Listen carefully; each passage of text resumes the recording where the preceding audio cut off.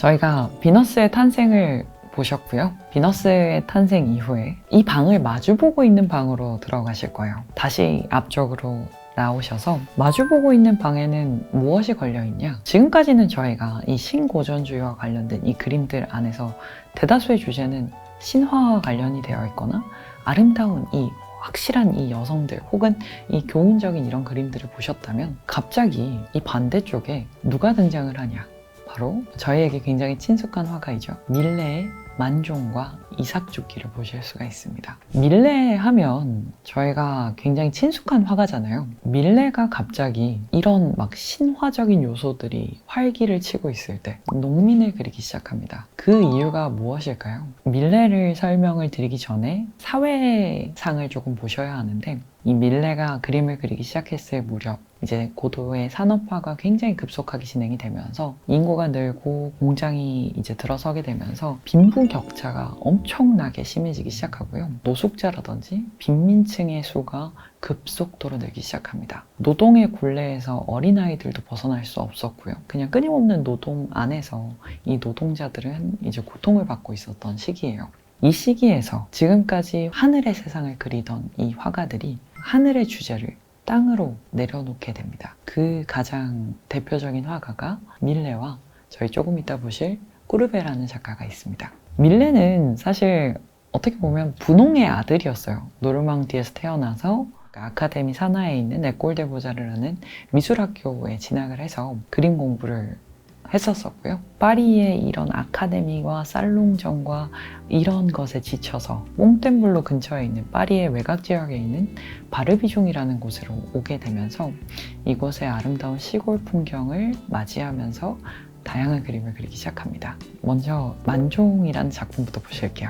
두 사람이 기도를 드리고 있는 모습을 보실 수가 있죠. 작품을 잘 보시면 오른쪽 편 뒤쪽에 멀리 교회의 모습을 보실 수가 있어요. 그래서 교회의 종탑에서 울려 퍼지는 종소리를 듣고 농부 부부가 이 기도를 올리고 있는 그 모습을 보실 수가 있는데, 밑에는 조그마한 감자를 캔 바구니를 보실 수가 있고요. 이제 사실은 저 감자 바구니가 아이가 죽은 그런 바구니고 그걸 묻기 전에 그런 농부의 모습이다 라고 얘기를 하는데, 사실 엑스레이상 이제 새로운 선이 발견이 됐다고 합니다. 하지만 저희는 오늘 이 농민의 모습을 먼저 좀 확인을 하실게요.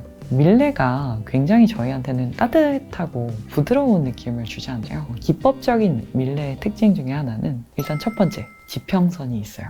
지평선을 잘 보시면 그림의 중앙에서 조금 더 높이 올라간 이런 지평선, 굉장히 좀 하늘보다 땅의 높이가 훨씬 더 높아요. 그래서 이 단단한 땅의 느낌을 받으실 수가 있고요. 그리고 파스텔 톤, 굉장히 부드러운 갈색 계열의 이런 색감을 보실 수가 있고요. 그리고 인물들의 모습들도 밀레 작품에서는 인물들이 꼿꼿이 서 있는 모습이 거의 존재하지 않아요. 약간 둥글둥글한 느낌으로 저희한테 굉장히 부드러운 인상을 남기게 되는데, 만종 옆쪽으로 보시면 저희에게 또 친숙한 작품이죠. 이삭죽기라는 작품이 있어요. 이삭죽기 작품 자체는 굉장히 저희에게 친숙하지만 내용은 그림을 뜯어보시면 이런 내용이었나 하실 수도 있어요. 이 유럽의 하나의 이제 문화 중에 하나인데, 추수가 끝나면 농지를 가지고 있는 그 영주들이 굉장히 못 먹고 못 사는 최하층민의 그런 농민들을 위해서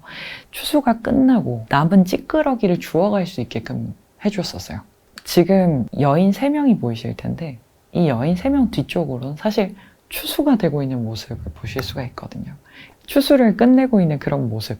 근데 그 앞쪽에서는 그 추수가 끝나고 나머지 찌끄러기를 줍고 있는 이 여인들의 모습을 보시는 거예요. 어떻게 보면 일반적인 농민들보다 더 힘든 사람들의 모습을 굉장히 따뜻하고 아름답게 표현을 해놨다라고 보실 수가 있으실 것 같고요. 그때 당시에 저런 신적인 여신들의 모습들을 보다가 갑자기 농민의 모습을 보여주는 거예요. 그것도 농민의 모습을 너무나도 아름답고 경건하게 이런 표현을 하는 것을 보고 굉장히 많은 비난도 받았지만, 반대로 뜻있는 화가들에게 우리는 이런 현실을 그려야 한다, 사실을 그려야 한다 라는 이야기를 나누는 작가들이 굉장히 많은 영향을 받았고요. 이제 바르비종으로 내려온 다양한 작가들, 무쏘라든지 코로라든지 이런 작가들이 함께 모여서 바르비종 8을 만들어서 다양한 이런 시골의 아름다움과 농민들의 모습을 그리기 시작했습니다.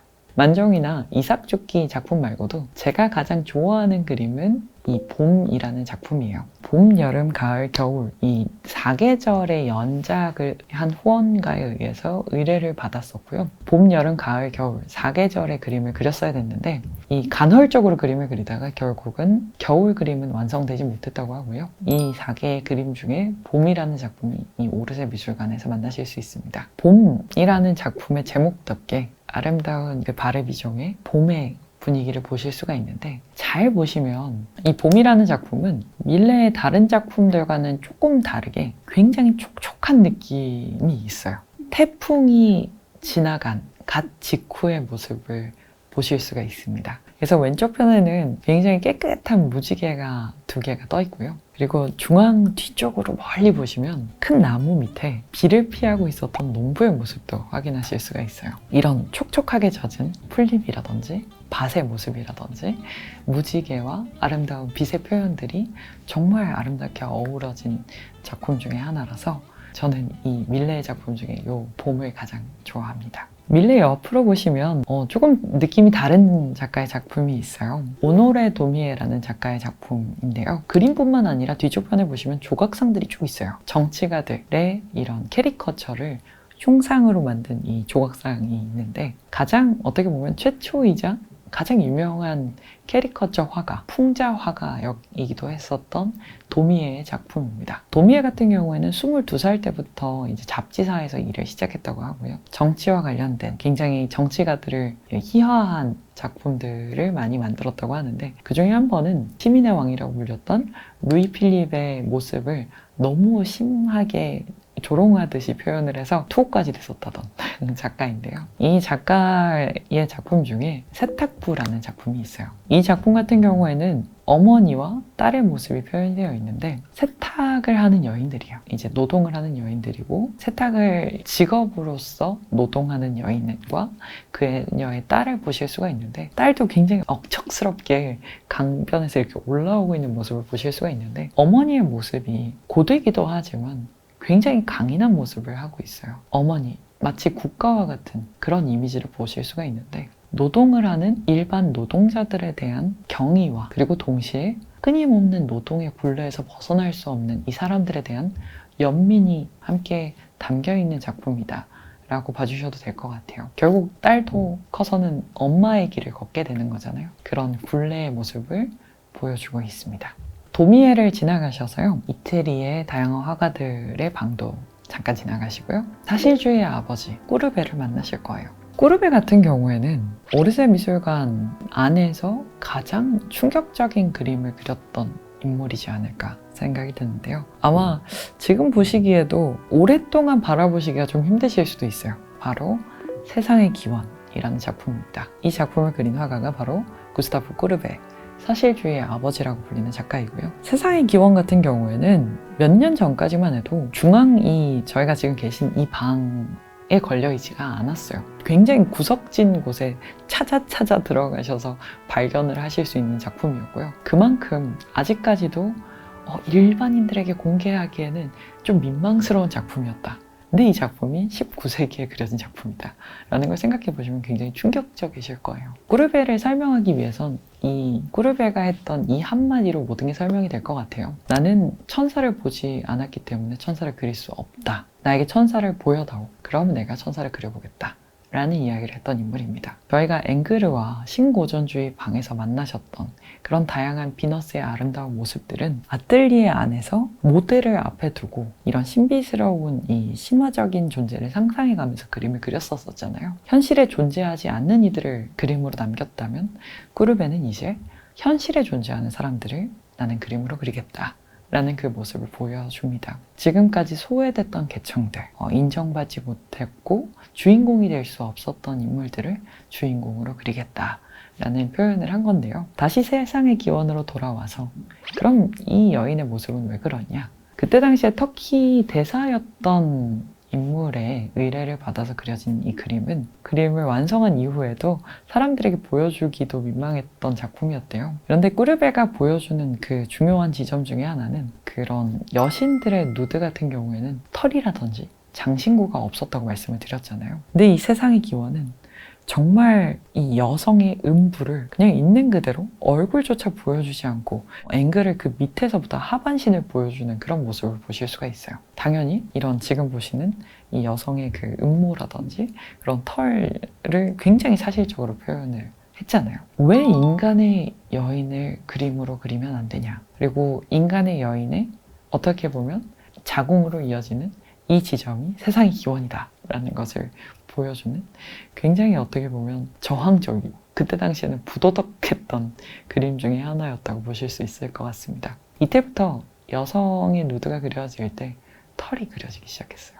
세상의 기원뿐만 아니라 이 사람의 굳건한 성격을 보실 수 있는 다양한 작품들이 뒤쪽으로 이어지는데요. 왼쪽 편으로 나가보시면 꾸르베의 가장 대표적인 아주 대형화 중에 두 작품이 전시되어 있습니다. 첫 번째는 오르낭의 매장이고요. 두 번째는 화가의 아뜰리에라는 작품이에요. 살롱전은 계속해서 이제 오픈이 되고 있었습니다. 엄청난 인기를 끌었었다고 하고요. 그때 당시에 이제 파리의 그 총 인구가 170만 명 정도였다고 하는데 이 그 살롱전에 출입한 관람객의 수만 50만 명에서 60만 명 정도에 이르는 정도의 엄청난 인기를 자랑을 했었다고 하고요. 살롱전에 출품을 하려고 하는 작가들도 이 살롱전 초반에는 대략 300여 명 정도였다면 그 이후에는 7,000명 정도의 아티스트들이 이 살롱전의 작품을 출품을 하였다고 합니다.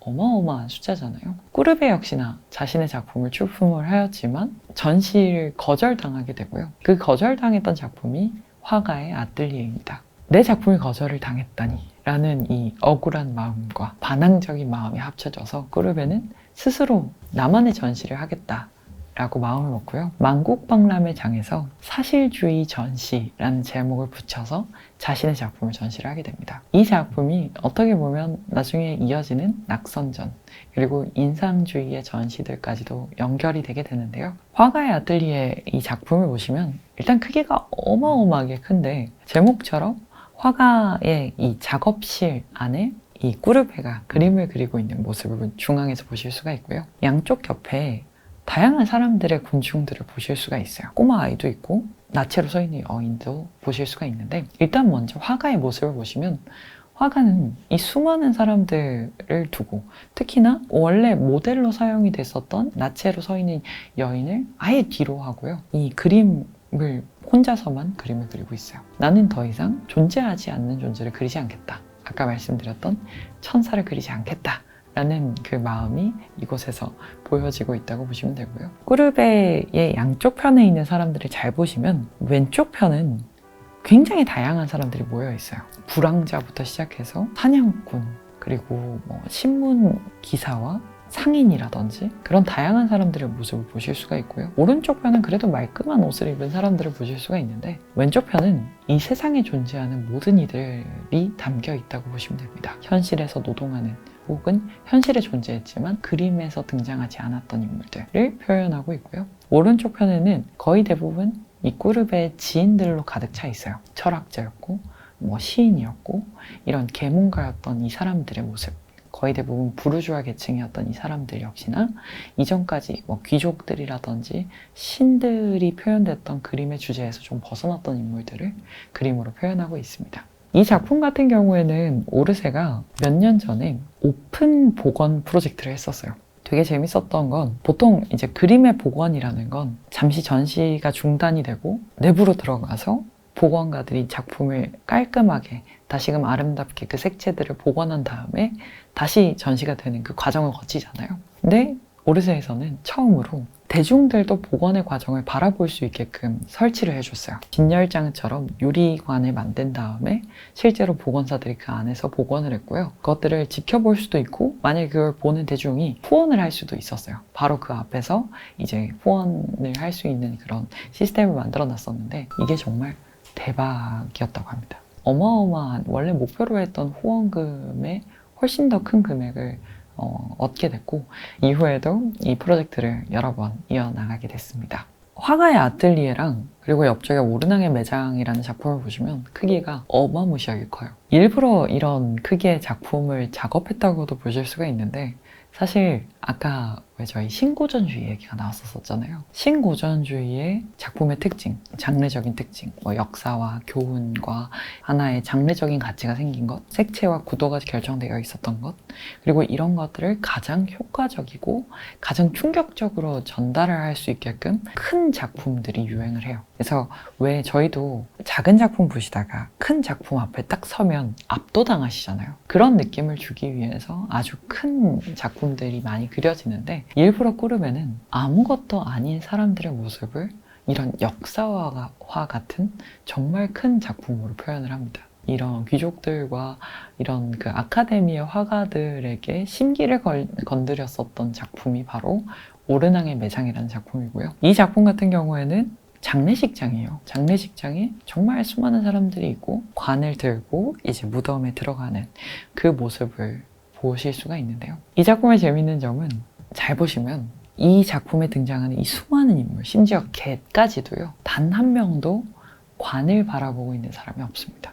나는 사실을 보여주겠다라는 작가의 이 모토와 주제의식이 여기서도 표현이 된다고 보실 수가 있는데요. 사실 이 오르낭의 매장의 주인공, 죽음에 이른 이 사람은 누구인지 저희는 아무도 알 수가 없어요. 꾸르베는 이 오르낭이라는 자신이 있었던 이 지역의 마을 사람들을 모두 표현하고 싶었다라고 얘기를 했는데요. 정말 일반인들의, 시민들, 일반 대중의 장례식을 아름답고 웅장하게 표현을 한 작품이 바로 이 오르낭의 매장입니다. 꾸르베 같은 경우에는 이런 자신의 정치적인 신념을 확고히 보여주다가 파리 꼬민 당시에 왕정 정부와 이렇게 싸움을 하던 코뮤니스트들의 싸움에서 예술가로서 선두에 서서 루브르 감독을 자처해서 맡기도 하고요. 그리고 그때 당시에 방동광장에 있는 나폴레옹의 동상을 훼손했는데 이후에 다시 이 정부가 승리의 깃발을 가져온 이후에 꾸르베에게 나폴레옹 동상 파손의 죄목을 물어서 어마어마한 벌금을 때리게 되고요. 그 벌금을 다 지불하지 못해서 자신의 전 재산과 자신의 모든 그림을 몰수당한 다음에 스위스로 망명해서 쓸쓸하게 죽음에 이르게 됩니다.